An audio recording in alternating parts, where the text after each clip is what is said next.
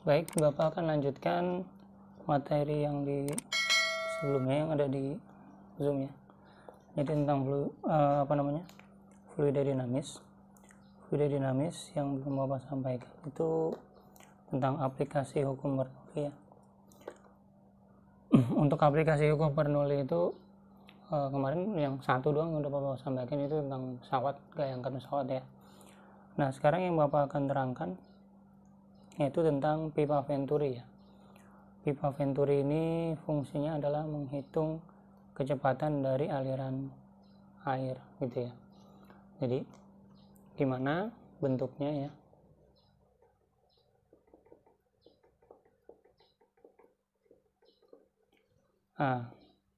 Pipa Venturi ini kadang disebut juga dengan venturimeter ya. Bentuknya adalah jika ada pipa gitu ya. Ini ada sebuah pipa. Kita pengen tahu aliran fluida di sana ya. Kalau dia ada zat cair atau minyak gitu ya.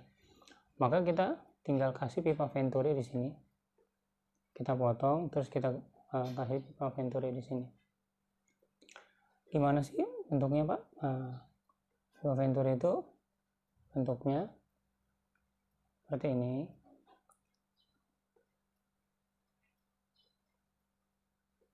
Nah, di sini ada pengecilan di sini ya.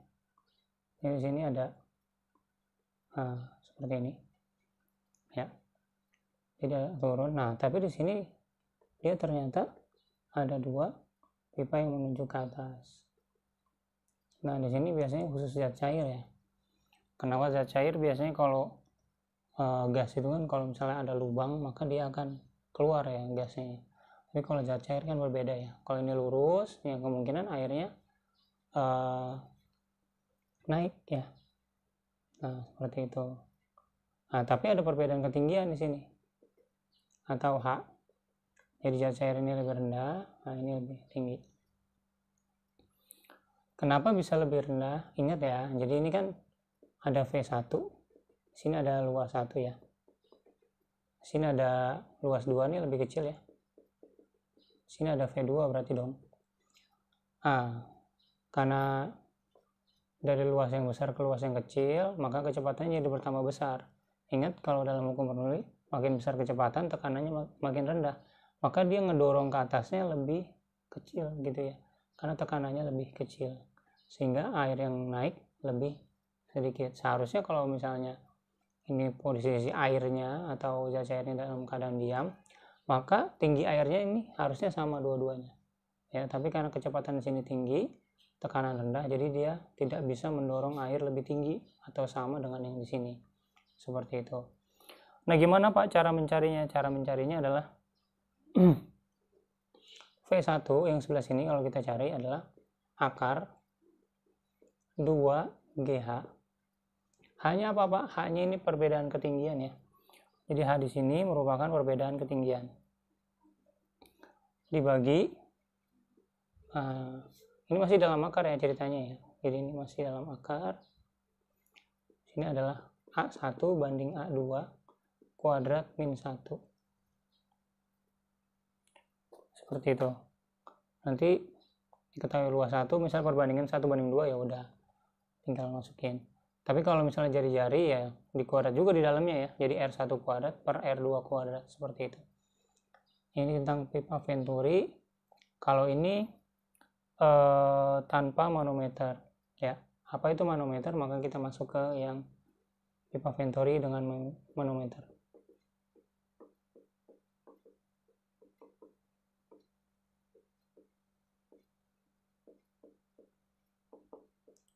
Nah, yang dengan manometer ini biasanya bentuknya jadi tertutup. Ini bisa digunakan untuk gas ya. Jadi bisa gas juga, bisa zat cair juga sebenarnya ya. Tapi dia bentuknya tertutup. Sama. Di sini juga mengecil gitu ya. Mengecil gitu ya. Jadi dia pasang dipotong ya di sini. Nah, dipasang di sini. Seperti ini. Nanti dia agak kecil juga seperti ini. Kecil. Tapi alatnya ini lubangnya nggak ke atas tapi ke bawah Jadi ada pipa yang arahnya ke bawah. Nah, tapi terhubung gitu ya. Jadi terhubung. Nah, di sini nanti ada raksa. Kalau tidak ada aliran air atau udara di sini, maka harusnya tingginya sama. Maaf, tapi karena di sini ada aliran, di sini agak turun, di sini agak naik. Kenapa? Karena dia akan menekan ke sini lebih besar, sehingga akan turun. Nah, ini tekanannya lebih ringan, sehingga dia akan naik. Gitu ya. Jadi kalah tekanan. Ini dorong ke sini lebih kuat, ini lebih kecil. Jadi dia naik. Nah, di sini maka akan muncul selisih juga ketinggian. Oke. Kalau misalnya kita ibaratkan ini ada dua fluida ya. Jadi fluida di sini ada fluida, di sini ada fluida. Biasanya adalah fluidanya fluida si raksa ya. Jadi biasanya fluidanya adalah fluidanya si raksa. Jadi ini kita sebut dengan rho 2 gitu ya. Ini adalah rho 1. Nah, kalau rumusnya gimana Pak? Kalau rumusnya hampir mirip kayak yang barusan ya. Jadi V1 sama dengan akar 2GH juga ya. Terus kita tulis juga A1 per A2 kuadrat min 1 gitu ya. Tapi di sini ada tambahan ya. Tambahannya apa Pak? Jadi di sini ada tambahan rho 2 kurang rho 1. Nah, ini dalam kurung juga, ini rho 1. Nah, seperti ini. Pak, ini kan V1 Pak, yang dicari nih, V1 di sebelah sini. Iya, memang biasanya yang kita cari memang kecepatan di aliran di pipa yang besar sebenarnya. Kan kita mau tahu alirannya gitu ya. Tapi Pak, kalau nanti ternyata yang ditanya V2 gimana? Itu pertanyaan bagus. Kalau ditanya V2 pakai apa? A1, V1 sama dengan A2 V2. Jadi kalau V1 udah dapat, nyari V2 ya gampang. Kayak gitu. Ya. Oke, selanjutnya apa? Selanjutnya adalah pipa, namanya pipa pitot ya. Ini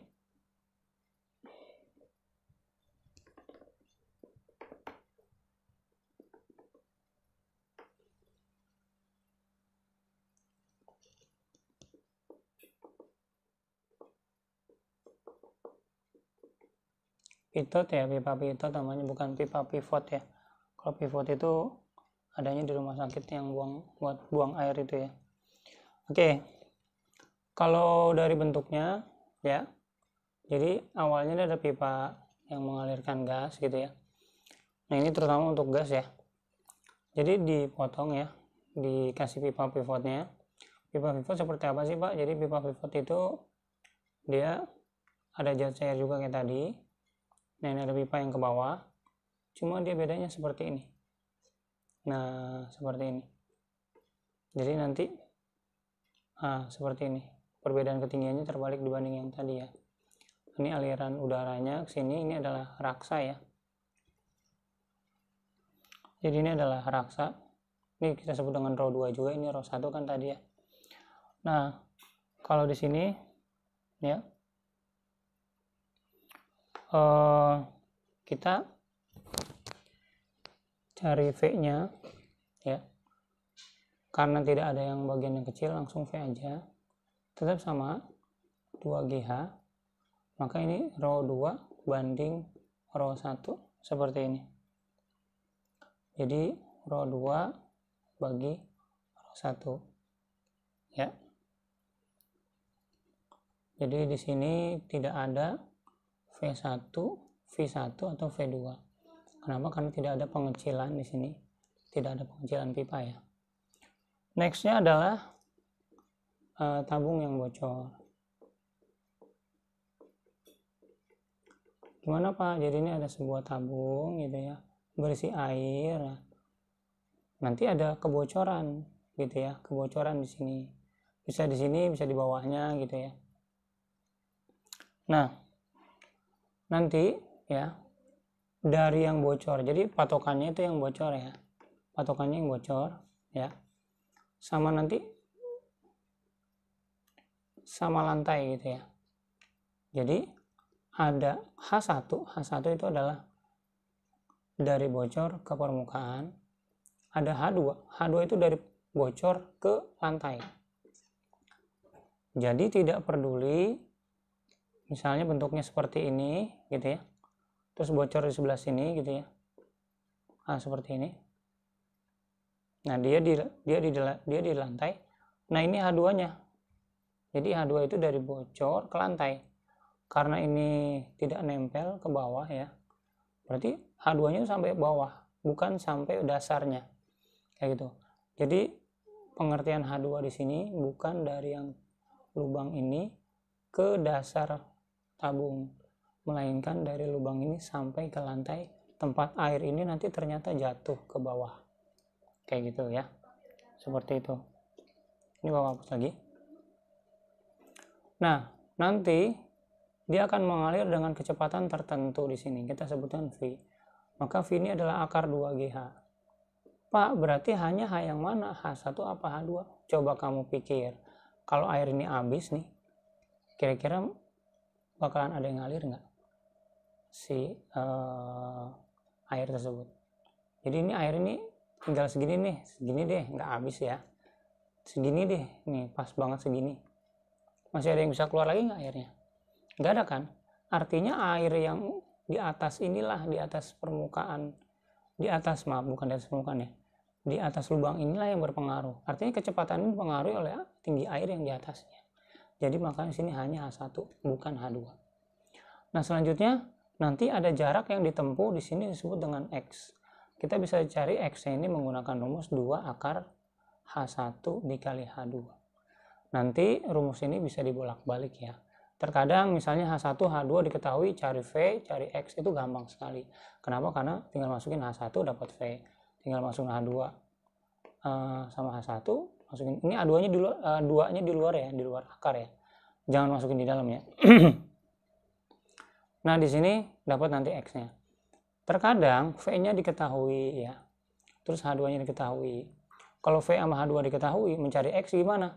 Dari V cari H1 dulu. Dari H1 nanti ada ketemu H2 baru masuk ke sini dapat. Bisa juga dibalik, dicari V-nya tapi ada X-nya gitu, tapi ada H2. Jadi ada H2 ada X. Ada H2 ada X. Berarti kan nanti H2 sama X-nya ini ketahui. H1-nya bisa dicari nggak? Bisa.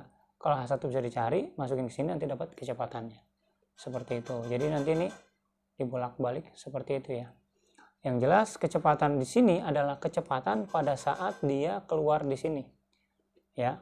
Kalau kecepatan sampai di sini gimana, Pak? Ya, kamu pakai rumus GLBB lagi. Ya, kalau berbicara seperti itu ya.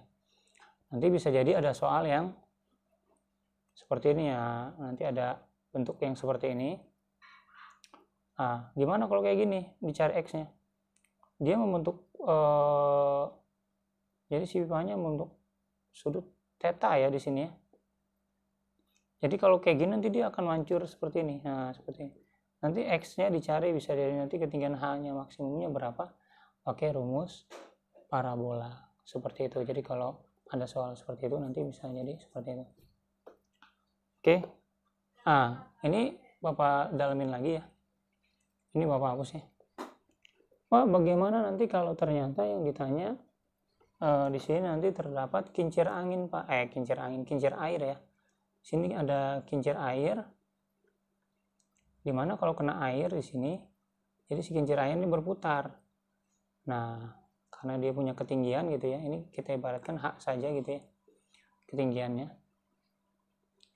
Nah, nanti berapa energi yang dia dapat gitu ya. Nah, kalau kayak gini berarti konversi energi dari energi potensial yang dimiliki oleh air menjadi energi listrik. Namun biasanya nanti ada efisiensi.